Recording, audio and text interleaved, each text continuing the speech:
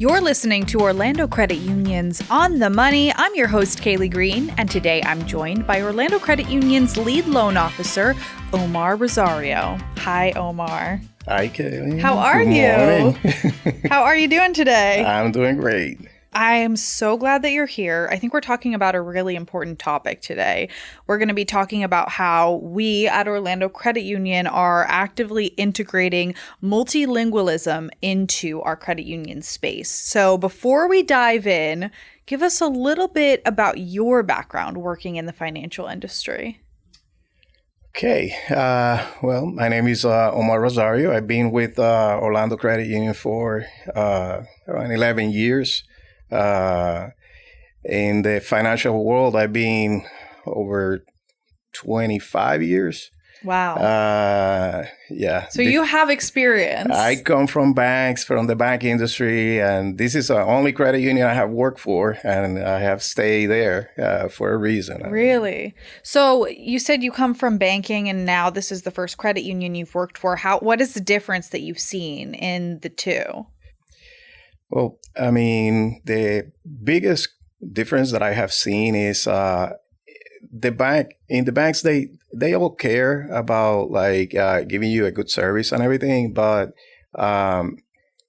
it's more either you have it or you don't kind of thing. I mean, you qualify or you don't. I mean, either you have it's what it takes or you don't. I mean, in the credit union, it's more. It doesn't matter. We would like to get you where you need to be. I mean, it's a more personal approach. I mean, we care about your membership, how long you've been with us. In the banks, pretty much not. I mean, either you qualify or you don't. It don't matter how many years you have been with us. It doesn't.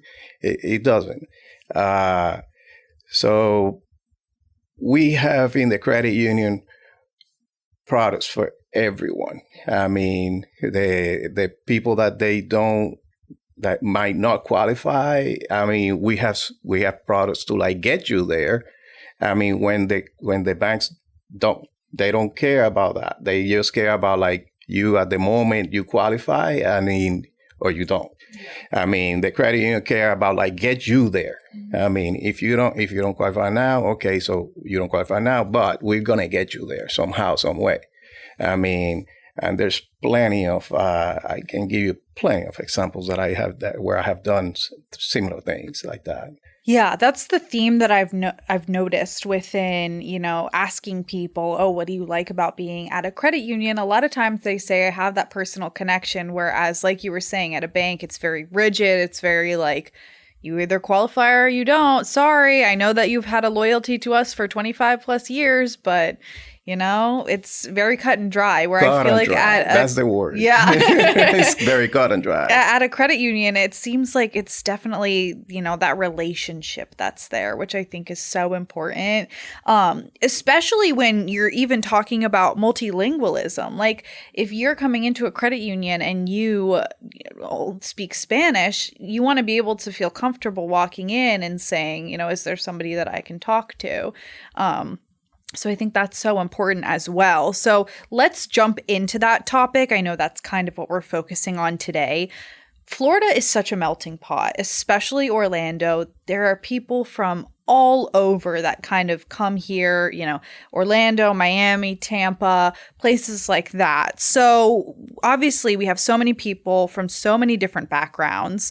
Have you seen the need for multilingual services within organizations increase over the years? You just said you've been, in the financial industry for a pretty long chunk of time. How have you seen that progress? Well, that's the answer is yes. I mean, it's a hard yes. Florida is the third state with the largest amount of immigrants in the United States. I mean, and it's just growing. It's even more and more as we go along. I mean, obviously for obvious reasons. I mean, our weather. I mean, it's very. We feel comfortable here. We feel like at home. Yeah. So that's what makes a lot of immigrants coming to places like this one, Texas, California, but I mean, it's because they're looking for that. I mean, feeling at home. Like we were saying, I mean, the increasing amount of immigrants that are coming here to make Florida a home, it has caused, it's essential for any organization, a government agency, everyone to keep up with the times that we're living nowadays. I mean, and we have seen that. We have seen that increase coming, making it more and more people coming, that they are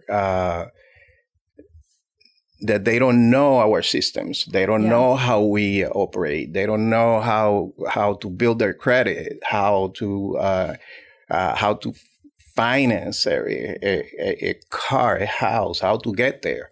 I mean, which has put a lot more pressure in every institution to have the requirements of having enough people to actually work and help these people that are just coming here. So you bring up an interesting point, which is that, it's not necessarily just that language barrier that is a factor, but also we do things differently here. So when people come over and move into Central Florida, it's going to look very different than what they're probably used to. So that, means that we need to be even more aware of how we can help people who are coming in saying, I don't know how you guys do things. I don't know how I need to build my credit or how I can, open a loan or etc. So do you think that it's more accessible now than it's ever been? Because like you said, a lot of people are coming over here into the Florida area, and I'm sure that number has grown significantly over the years. Most definitely. I mean, I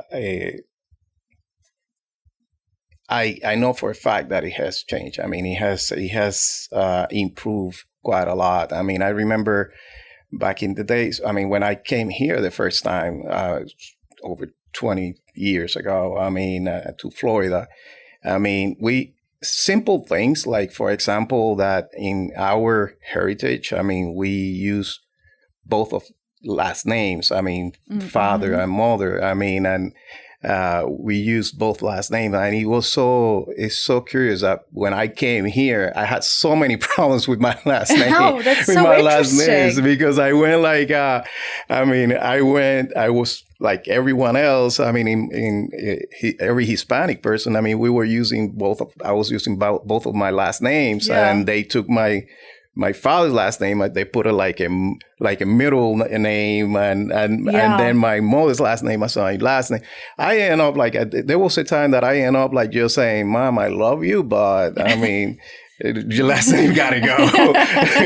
And you don't even think about that either. If you're born and raised in Florida, that's not something you're necessarily considering. Correct. So. And that was me in back. Like I said, over 20 years when I came here, but that's not now. I mean, now everyone is aware of that. I mean, it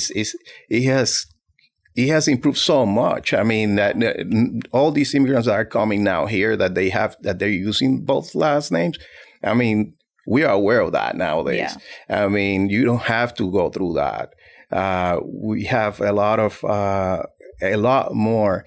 That you can see the commitment of Orlando Credit Union at most organizations, that they have to deal with the public, that they have make it their goal to have enough people, enough Spanish, enough diversity in every department, in every branch, so they can give a good customer service.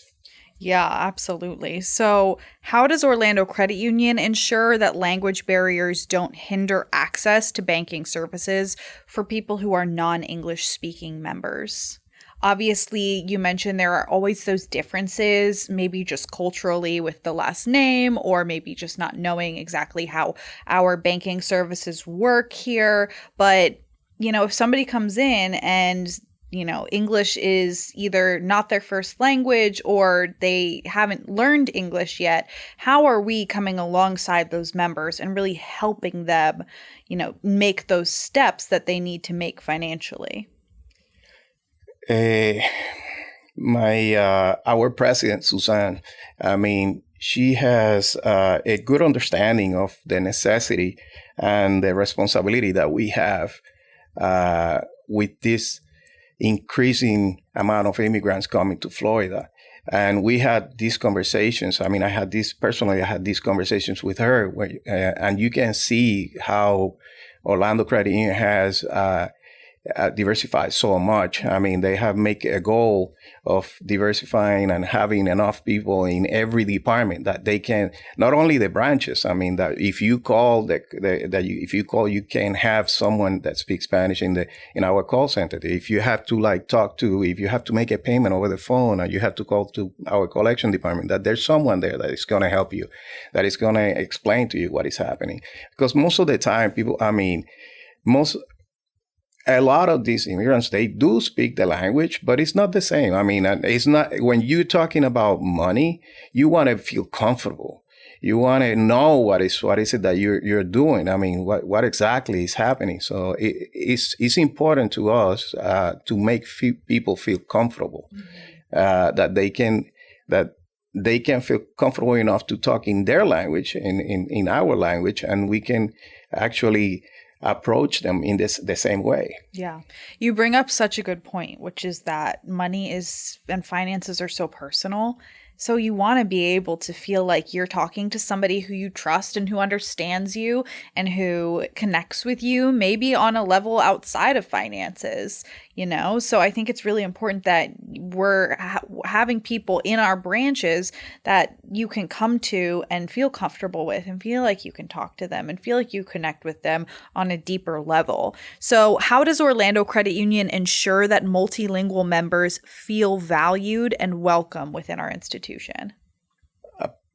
Before we jump into that one, I wanted to make one more comment about the previous question, which was, I remember when I started with Orlando Credit Union. If you will speak Spanish, you will most likely end up in our Semoran branch. That will be the branch that you will end up going, because our ones that you had, the tellers that they speak Spanish, the loan officers speak Spanish, the manager speaks Spanish, everyone there speaks Spanish, but as going back to the commitment of that Suzanne has with Orlando Credit Union. Nowadays that's not the case. Nowadays you can actually visit any of our branches and you're going to have someone that will speak Spanish back to you. You can call the call center. You can call any department in not only the branches. You can call the departments and you will have someone to speak Spanish. And that's something that I care about. And I have seen the changes in the organization. Yeah, that's an important thing to remember too. And it kind of touches on my initial question of how have you seen things change over the years, not only in Central Florida, but at Orlando Credit Union in general. Being able to see that so many different people are expanding across all of our branches so that no matter who you are, and no matter what language you prefer to speak, you can walk into any of our branches and feel that comfortable level of being able, or if you want to call the member service center, that's really great to see that you have that testimony of being able to say, I have physically seen just how we have grown with that. Most definitely.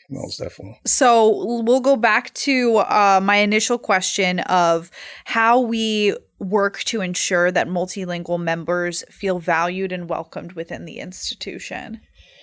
Well, I might be sounding repetitive, but yeah, just having that personal, having that all these people that they can go, and no matter where you call, if you go to the office, wherever you go, you're going to have someone that it will speak back to you in your own language. It's very important to make them feel welcome. That's the first one. And second, something that every time that I'm training other junior loan officers. I mean, loan officers that they're studying and they're starting their careers in as loan officers. I go back to Luke 6:31, which is I treat people like I want to be treated. I mean, and that's something that I always encourage everyone that I train. It don't matter if you speak Spanish or not or whatever. It's like just treat everyone like you want to be treated, and you're not gonna do wrong. Another thing that I do is that every time. Obviously, I'm being Hispanic. I mean, I'm very aware of what all these immigrants are coming in, what they're going through in order to come here. And one thing that I do before even I start talking to them is that in my own head, I ask myself, I mean, what I would do or how I would like to be treated if I was in their country. And I was the one needing someone to explain to me how things work here, no matter where you're from. I mean, and then after I ask myself that is when I actually start talking to them. I just put myself in that situation. And I that's how I prepare myself to actually give you the best that I can give you. That's a really good perspective to think about that and to look at that too. I feel like that's really helpful in probably making people feel comfortable and at home and like they're talking to somebody who connects with them, like I said, on a deeper level. So what is Orlando Credit Union doing to balance the need for multilingual services with other priorities within the institution? Well, Orlando Credit Union priorities, they go hand in hand with the need for multilingual services. I mean, we try to, the good customer service and the more we do toward getting better and to give good customer service to the multilingual members, it's just going to get us better. You know, it's important to us to give our commitment to excellency to try to give you, to gain your trust, to gain your loyalty to stay with Orlando Credit Union, that you can see, that you can come here and see that I don't need a bank. In Orlando Credit Union, I mean, they take care of me the same way that the banks, that I feel the same way or better. Yeah. That in the bank, because now we don't even give you everything that the bank can give you. We're giving you ourselves. We're giving you the personal touch. We're giving you something that is extremely important to us, that we make you feel valued. I mean, and that's our commitment. And that's why not only me, I know for a fact, I mean, that we have a tremendous amount of personnel that we all feel the same way. We just want to give you our best and make you feel like you deserve, value like you deserve. Yeah. And it sounds like you're really doing that daily. Is there any success story that you have of anybody who maybe walked into the branch, maybe feeling unsure or nervous, and you were able to come alongside of them and make them feel at home? Oh, yeah. I have many of those. You're like, I have a bunch. Which one do you want? Many of those histories. I can tell you so many that it's not even funny. I mean, but I had business owners. I mean, that I had a business owner that he was, for his own good, he was doing way too good. Mm-hmm. I mean, and he was doing so well that he wasn't able to like keep up with the orders that he was getting. I mean, so we were able to. Through our commercial side, we were able to like give him a line of credit where he was able to like keep up now with the orders that he was getting. He was able to keep up with the merchant. So he had the equipment necessary and the merchandise necessary to actually do what he needed to do and keep on taking these orders. I mean, I had a lady that she was like, I have helped before quite a few times. I mean, she went, it's funny because she told me, Omar, she told me just like that. She told me, Omar, you have helped me before. You have always helped me. That's why I came here. I already know the bank that I'm going with. I'm trying to refinance my house. I'm going to go with this bank, but you have always helped me. So I came here to hear you. I mean, give me what you can do for me. So I started asking her questions. I mean, okay, so about the mortgage, the numbers that she already had. I mean, came to be that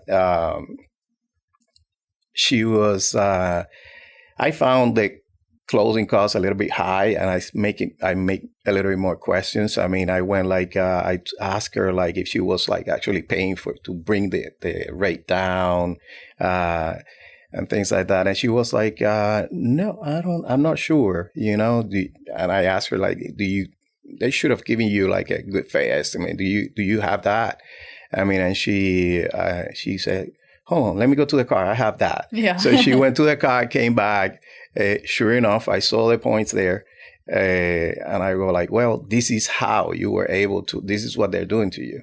I mean, and this is something that is so common that it's super common. I mean, that these banks do that. They go and they just get you to what you want to be. Mm-hmm. They don't tell you how. Yeah. So I went, I explained what was happening. I told her, well, you're paying way too much in closing costs. This is what we can do for you. Yeah. We will take anything that you can, that we can use. Like, for example, you're already homeowner, you have a survey. If you have the survey, we will use it instead of charging you for a new survey. I mean, and in the closing costs, you're paying with us. She was like, literally, without the points, she was like half a point more. And there was no point. So she ended up saving, needless to say, she ended up like refinancing with us and saving $7,000. Wow. In closing costs that other bank was charging her, bringing with the points, just putting points to bring their rate to what we had it. Yeah. I mean, and things like that is like common in the banks. That's one of the reasons that once I jumped from the banks to the credit unions, that's why I have stayed in the credit union. I have more examples. So many more. We could probably stay here for hours. I can be here all day. But I'm going to tell you one more that it was very interesting. I mean, I was dealing with this person, and it was one of those months that we get like a lot of applications. I mean, we were very, very busy. Yeah. But his application stay with me. I'm going to tell you why. I mean, I put the application. The guy's credit score, I still remember, 680. He has 680 score. Not that bad, right? Okay. I come and I keep working. But the funny thing is that when I'm looking at his credit was perfect. He had never had a late payment, nothing wrong with his credit. Yeah. The credit cards were mostly paid off, very little balance on them. I mean, so why the 680? Okay. But I was, like I was saying, it was one of those months that we were like very, very busy. I end up like finishing the loan that I was doing for him, everything. Once next month, I had some breathing room, and that 680 was with me. Yeah. It's still with me. So I called the person. I went and I called the person. I went like, and I make a whole bunch of questions. I mean, because I needed to understand his situation. I mean, that nothing happened that I didn't know. I mean, I make him a whole bunch of questions. And once I went through all my questions, and I told him, okay, now I know what is happening. Now that he really had way too many credit cards. And I printed his credit. We just had a conversation. I didn't really do much. I mean, there was nothing that I needed to put an application for anything. I mean, I just took the time to go through his credit, and we went like, okay, so what about this one? Did you use this credit card? No. Yeah. I would like to close this one. Well, no, that one is important. That one you can close. And we went through all his credit cards, and we just ended up like closing a bunch. And just doing that, his credit went from 680 to 730. Wow. Just doing that. I mean, and it was just guiding him to get him where he needed to be. I mean, and that's what's cool about credit unions is, like you were saying, you don't see that in a big bank. Whereas no. We are taking the time to work with people, trying to figure out how we can improve their finances and invest in them and really help them achieve everything they want to financially. So I think that's a great testament to that. Exactly. So I won't make you tell any more stories. I know you have a bunch to share, but really, really cool stuff, really great information. Thank you again, Omar. It was so great having you on the podcast today. Yeah, thank you for having me. I'm very happy to be here. I mean, and everybody that is watching this, I mean, we welcome you in the Soto branch. I mean, wherever you want to go, any questions. I mean, I will take the time to explain and get you wherever you want to be. I mean, whatever you want to do is doable. We just have to, sometimes we just need the time to take the time to sit with a financial advisor or a professional that can just get you where you want to be. I mean, that's what we're here for. Exactly. So if you want to learn about Orlando Credit Union, or you have any questions for Omar specifically, you can head to our website at orlandocreditunion.org, or you can make an appointment in one of our branches like Soto to find out more information. Until next time, we're investing in you. Orlando Credit Union is providing this podcast as a public service. The information provided is neither a legal interpretation nor a statement of Orlando Credit Union policy. Reference to any specific product does not constitute an endorsement or recommendation by the credit union. Views and opinions expressed by Orlando Credit Union employees are those of the employees and do not necessarily reflect the views of the credit union or any of its officers. Orlando Credit Union is not providing any financial, economic, legal, accounting, or tax advice or recommendations in this podcast.